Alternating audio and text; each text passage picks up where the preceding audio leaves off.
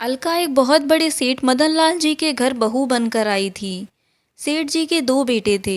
बड़ा बेटा सुनील जिसकी शादी हो चुकी थी। छोटा बेटा मोहित जिसके लिए अलका को पसंद किया गया था। सेठ मदनलाल जी का कारोबार बहुत फैला हुआ था। देश विदेशों में उनके कई बड़े संस्थान थे जहां बहुत अधिक मात्रा में कपड़ा बेचा जाता था। सेठ जी की बड़ी बहू जानकी एक बहुत बड़े परिवार से थी। जानकी बहुत ही घमंडी थी। वह हमेशा अपने पति सुनील से लड़ती झगड़ती रहती थी। पूरा घर इसी बात से परेशान रहता था। धन दौलत नौकर चाकर सब होते हुए भी शांति नहीं थी। सेठ मदनलाल जी का छोटा बेटा मोहित विदेश से पढ़ाई करके आया था। बहुत मेहनती था। सेठ जी के व्यापार को उसने बहुत आगे तक बढ़ा दिया था। विदेशों से आने वाले सभी ऑर्डर को वह खुद संभालता था। सेठ जी ने अपने ही कपड़े के कारखाने में काम करने वाले एक बुनकर की बेटी को अपने बेटे मोहित के लिए पसंद किया था। घर वालों ने विरोध भी किया, लेकिन सेठ जी अमीर घर से रिश्ता जोड़ना नहीं चाहते थे। अलका जब घर में आई तो महल जैसा घर देखकर उसे बहुत आश्चर्य हुआ। सेठ जी बोले, बेटी चिंता मत कर, यहाँ बहुत से नौकर चाकर लगे हुए हैं, तुझे कुछ नहीं करना पड़ेगा। धीरे धीरे तू यहाँ के तौर तरीके सीख जाएगी। अलका बोली, जी पिताजी। जानकी जानती थी कि अलका गरीब घर से है, इसलिए वह उसे दबाकर रखना चाहती थी।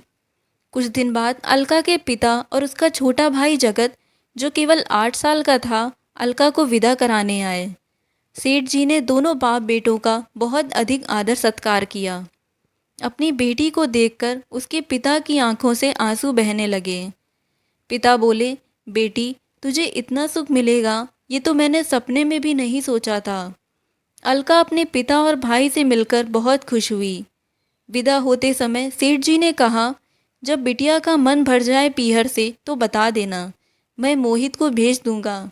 और हाँ, साथ में अपने बेटे को भी भेज देना, अपनी बहन के साथ कुछ दिन रह लेगा।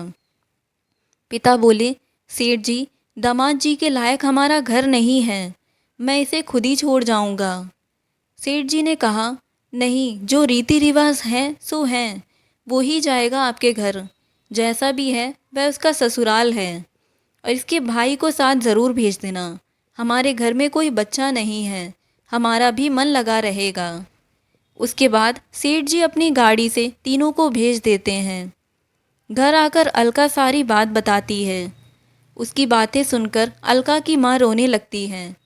माँ बोली, बेटी हमारी औकात नहीं थी तेरे लिए ऐसा घर ढूंढने की, ये तो सेठ जी की मेहरबानी है, हमेशा सबकी सेवा करती रहना।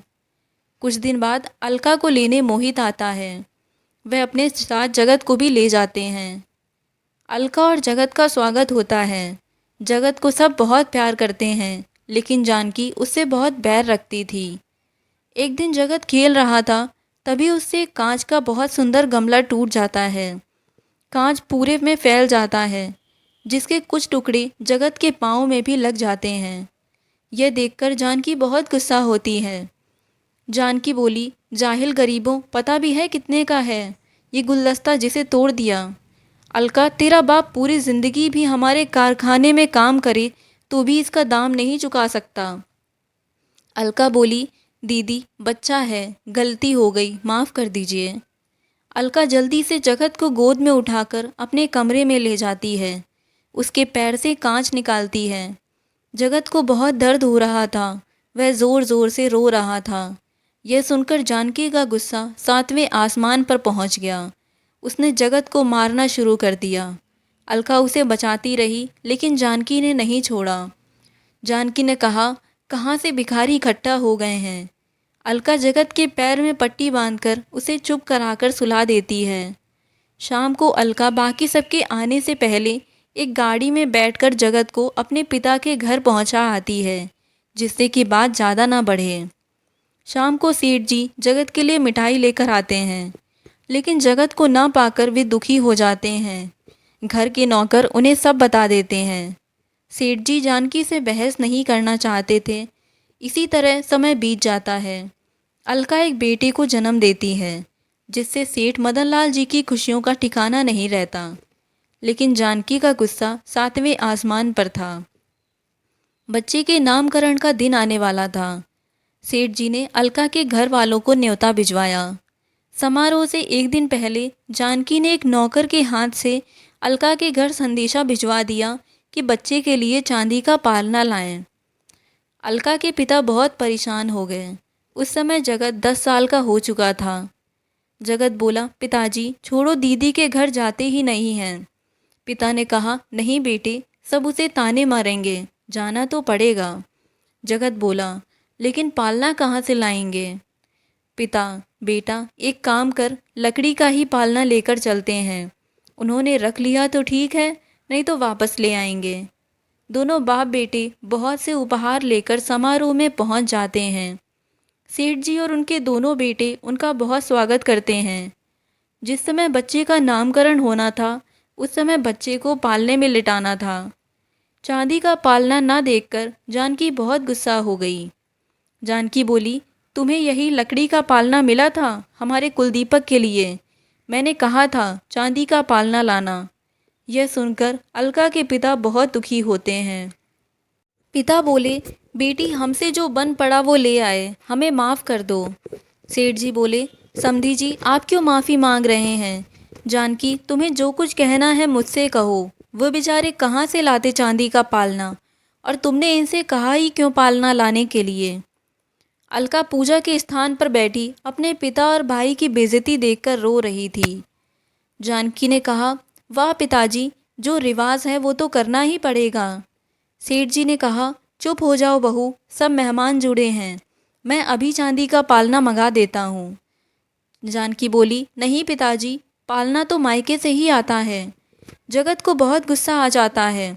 जगत कहता है, बड़ी दीदी मैं आपसे वादा करता हूँ, जब तक अपने भांजे के लिए चांदी का पालना नहीं ला देता चैन से नहीं बैठूंगा। चलिए पिताजी। दोनों बाप बेटे आंखों में आंसू लिए वहाँ से वापस चले जाते हैं। अगले दिन जगत काम ढूंढने लगता है। वह छोटी सी उम्र से ही मेहनत करके पैसे जोड़ने लगता है। इस बात को 10 साल बीत जाते हैं। इस बीच ना अलका कभी अपने पीहर आई, ना उसके पीहर से कोई उसके ससुराल आया। सेठ जी अब बूढ़े हो गए थे। वे ज़्यादातर समय घर पर ही रहते थे।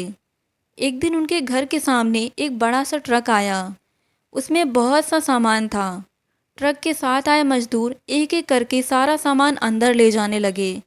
सेठ जी ने उनसे पूछा, लेकिन वे बिना कुछ बताए सारा सामान घर के आंगन में रख आए। सेठ जी बोले, ये सब क्या है? हमने तो कुछ नहीं मंगाया। तभी एक आलीशान कार आकर रुकती है। उसमें से एक बहुत सुंदर युवक बाहर निकलता है।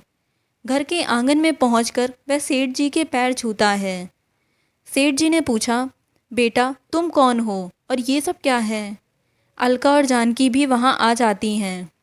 अलका कहती है, जगत तू कितना बड़ा हो गया, पूरे 10 साल हो गए तुझे देखे। जगत, दीदी आपने पहचान लिया? अलका बोली, हाँ, अपने भाई को कैसे भूल सकती हूँ। बता माता पिता कैसे हैं? जगत बोला, सब ठीक हैं। बड़ी दीदी थोड़ी सी देर हो गई, ये देखो। ये कहकर वह नौकरों को इशारा करता है। नौकर सारे सामान से कपड़ा हटाते हैं। एक बड़ा सा चांदी का पालना, बहुत सारे हीरे सोने के जेवर, बच्चे के लिए चांदी के खिलौने, पूरा घर उनकी चमक से चमचमा रहा था। जानकी कहती है, भैया मुझे माफ़ कर दो, मैंने घमंड में तुम्हारे पिता का अपमान किया था। उसके मुझे यही सज़ा मिली है कि मेरी कोई औलाद नहीं है।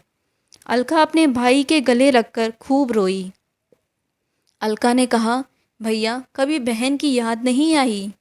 जगत बोला, बहन याद तो बहुत आती थी, लेकिन पिताजी का अपमान यहाँ आने से रोक लेता था। आज मैंने अपना फ़र्ज़ पूरा किया, तब तुझसे मिलने आया हूँ। अलका बोली, पिताजी का अपमान मेरे कारण हुआ, इसीलिए मैं कभी मायके नहीं आई, किस मुंह से आती।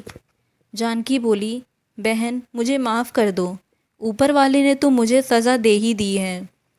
अलका बोली, नहीं दीदी, मुझे आपसे कोई शिकायत नहीं है। हमें अपने से ऊपर घर में रिश्ता नहीं करना चाहिए था। सेठ जी ने कहा, बेटी ठीक कह रही हो। मैं अपने घर के लिए सुख लेने गया था, तुम्हारे हिस्से में दुख भर आया। जगत बोला, सेठ जी क्या अब मैं अपनी दीदी को ले जा सकता हूँ? इस चांदी के पालने ने रोक रखा था आने को। सेठ जी बोले, बेटा हमें शर्मिंदा मत करो, अपनी दीदी को ले जाओ, जब तक चाहे वहाँ रखना और अपने पिता से मेरी ओर से हाथ जोड़कर माफ़ी मांग लेना। अलका अपने 10 साल के बेटे को लेकर अपने भाई की गाड़ी में बैठकर अपने पीहर की ओर चल दी। दोस्तों, आपको ये कहानी कैसी लगी कमेंट करके ज़रूर बताइएगा और ऐसी ही और भी कहानियों को सुनने के लिए चैनल को सब्सक्राइब करें।